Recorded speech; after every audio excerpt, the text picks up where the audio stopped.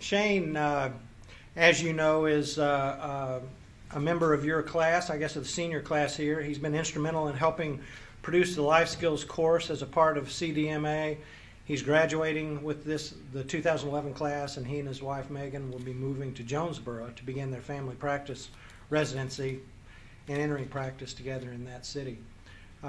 It's really great to have him on this panel with us tonight, and this is one session that generally always generates a lot of questions.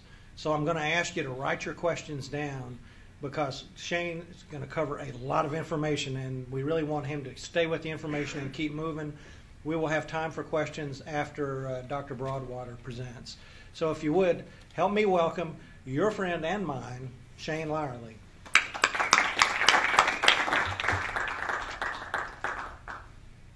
As Dr. Sorrells mentioned last night, you know, the guy that normally gives this presentation was unable to be with us, and we were unable to get anybody else from financial aid or anywhere to come and present. And we felt like this was a really important topic that needed to be addressed. And so I started researching this, and I had several hours invested in it. And I tell you, I had only scratched the surface. And so anyways, I continued on. I've got about a month invested in this. You can ask Megan the time that I spent researching this stuff. I would go to my derm rotation in the morning, then I'd just kind of skip out the rest of the afternoon and go and research, you know, the student loan debt and repayment. So anyways, that's just to kind of qualify myself a little bit. My hopes is that I can give you a little bit of direction and a starting point, okay? I got pretty detailed in my research, so any questions you have that I don't cover in this presentation, just hang on to them and I'll answer them for you later on tonight, okay? Whoops.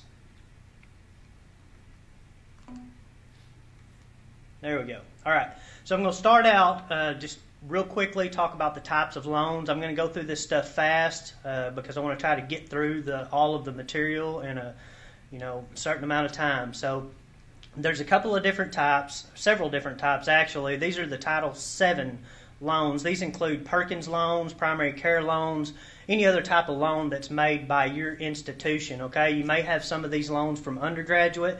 You may have a primary care loan from UAMS. All of these loans are subsidized loans. They have fixed interest rates, usually about 5%. They have variable grace periods. The Perkins are 9 months. The PCLs are a year. Some have, you can make some additions to some of these grace periods with certain circumstances. Repayment on these types of loans begins 30 days after your grace period is up, okay? The primary care loans can be deferred through your residency. You do that on an annual basis. There's no deferment for Perkins loans. Some special circumstances may apply, but you just need to talk to your institution about that. The repayment plans for these they range from 10 to 25 years, okay? Like I said, you want to find out about these loans from your institution, UAMS or wherever your undergrad college was at, okay? The Title IV loans are all your federal loans. These are the Federal Direct Loan Program or the William D. Ford Program, and then the FFEL program. The FFEL is all of your Stafford loans and such that you got all the letters about every 6 months that said your loan has sold to this person and this loan sold to that person. Well, that's all of these, okay? Both of these loans, they can be subsidized, unsubsidized, or they can be the plus loans. All the loans you've gotten while you were in med school have a fixed rate. Probably 6.8%, and it varies between 6 and 6.8. Anything you got as an undergrad, which was dispersed before 2006, was a variable rate loan. Those 1.88 right now is what the rate is, okay? And it ranges up to 4 something. That changes every year, okay? And it's based on the 91-day Treasury bill. They announced this June 1st, so you can look on June 1st. I believe you can look on the National Student Loan Data Service website to get this figure, but they announce it June 1st, and then it changes July 1st, so that'll give you a month to make a decision whether you want to consolidate these loans, start repayment on them at that time, because when you consolidate these variable rates, they become a fixed rate, and so you can lock them in at this low percent. So just pay attention to whether you have fixed or variable rate loans, okay? Grace period on these type of loans is usually 6 months. You have 45 days to make your first payment. Plus loans do not have a grace period. Spoke with someone earlier tonight that had a plus loan, and I didn't realize any of us even had plus loans, but they don't have a grace period. So if you have a plus loan, you need to be on top of that right now. Other types of loans are private loans, okay? This is the website that Gina, Miss Dalton, gave to us several years ago. I'm sure there are other residency and relocation loans out there, but Citibank is one that I'm familiar with. I've used them. You can get up to $18,000. It's a fixed interest rate depending on your credit or whether or not you have a cosigner.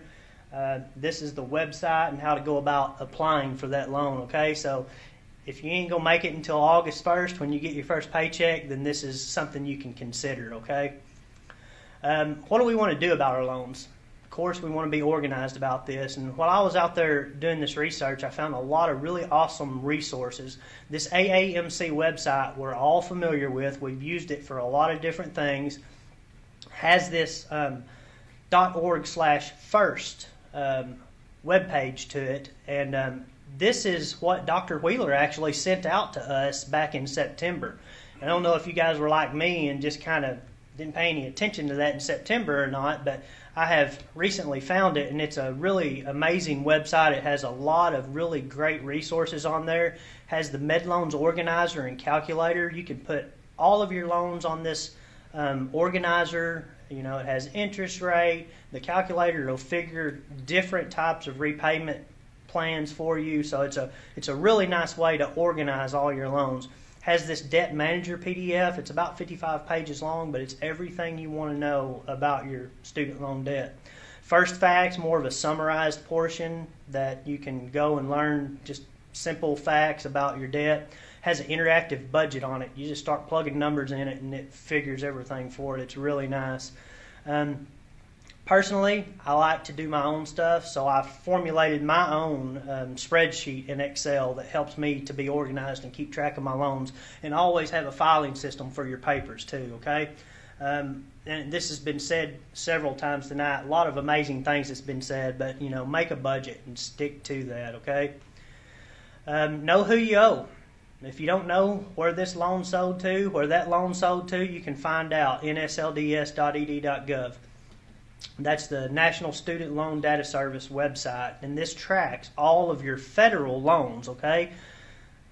As I mentioned before, your institutional financial aid office keeps track of Perkins, primary care loans, and things made by the institution, so you'll have to contact them for that information.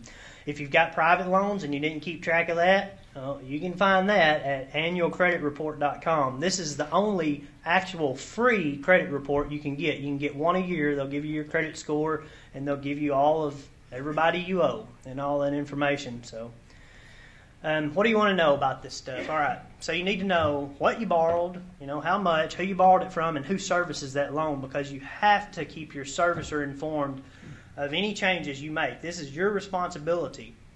And if you don't do that, and they send a letter out to your old address, and you don't get that letter, and then your grace period comes due, and you're not paying attention, you default on your loan. And default can have some pretty serious consequences, you know, other than just giving you a bad credit rating or bad credit history. You know, they can garnish your wages, they'll file a lawsuit against you. Sometimes, depending on the loan, can even affect your medical licensing. So you have to keep track of this stuff and keep your servicer informed of any changes. You need to know the relative cost of your loans. This all factors in to whether your loan's subsidized, unsubsidized, whether it has a fixed interest rate, a variable interest rate, what the interest rate is. You need to know all this stuff. You can find that in your master promissory note. And there's places in this organizer to plug all this information in so that you can keep track of it. You also need to know your decision points. So you need to keep a calendar. You need to be aware of when your grace periods come due, when your deferment periods are due, when your forbearance periods are due. This all is real important because interest, the capitalization terms, you need to know that also because sometimes these loans will capitalize. Just for instance, your lender may say your interest is going to capitalize once at repayment. Well, you need to define repayment at that point, because to them, repayment may be when you graduate, and then it may be also when the grace period is up, and then it may also be when your deferment period's up. It may also be when forbearance is up. It may be on an annual basis if you're in deferment or forbearance. So you need to be aware of these terms, because once this stuff keeps capitalizing and you just keep building interest on interest that's already accrued, and it just really gets out of hand. So keep track of that and be aware of these capitalization terms. Talk to your servicer about that. Also, you might want to know what your consolidation options are there, and we'll talk about that stuff a little bit more in detail in just a minute, okay? Your repayment options, this is what's available for you, okay? Standard repayment, it's a fixed payment for 10 years. This is what you will get if you don't tell your servicer how you want to repay your loan. It'll automatically, you'll get a bill. It'll be a fixed payment on a 10-year plan.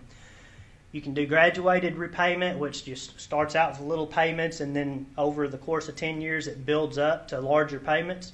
Extended repayment, fixed payment for 25 years. Income sensitive is for the FFEL only. The income contingent is for the direct loans only. These types of repayment plans just are based on your family size, your income, things of that nature.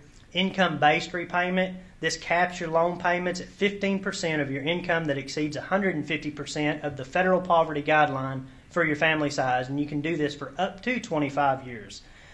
10 to 25 is usually what goes on, and we're going to talk a little bit more about that one in a minute too, okay? This is what we really want to know about, right? How do you get away without paying on it during residency when you're only making $40-something thousand a year, okay? So, first of all, use your grace periods up. They're free, they're automatic, they're there, except for plus loans. Plus loans do not have a grace period. So if you have a plus loan, you need to contact your servicer before May the 21st, okay? You can apply for a deferment if you qualify. If you don't qualify for a deferment, then you can apply for forbearance. There are mandatory forbearances for medical residents, or you can consolidate your loans, and we're going to talk more about that too. So these are just a few key points that I felt like were important for all of us to know about. You need to know about the length of your grace period. It depends on the type of loan you have. Stafford's are 6 months, Perkins 9 months. You can do another additional 6 months if you qualified for a deferment on that, which is a special case. Primary care loans are 12 months. Your grace period begins immediately following graduation, and you have 45 days to make a period at the end of your grace period, okay? Subsidized loans are interest-free during your grace period, just like they were while it was being deferred while you were a student. Unsubsidized loans, unfortunately, like they did, accrue interest, okay? So deferment. Are you a student still? No. Rehabilitation, unemployed? No. Most of the things that we use as residents will be if we enter a graduate fellowship or if we're in the military. So most of us probably aren't going to qualify for a deferment. Hopefully some of us do, because a few good things about the deferment is if it's subsidized, your interest still does not accrue. And if it's unsubsidized, of course it does. And so don't forget about capitalization, all right? So pay your interest. It's important. I'm going to say that a lot tonight. So you want to avoid default, so you need to contact your loan servicer before your grace period ends. You want to get this set up ahead of time, okay? As I said before, most Perkin loans can't be deferred. There might be a few special circumstances. Talk to your institution about that. Primary care loans can be deferred. It's done on an annual basis. You can do that throughout the course of your residency. Just contact your institution about that.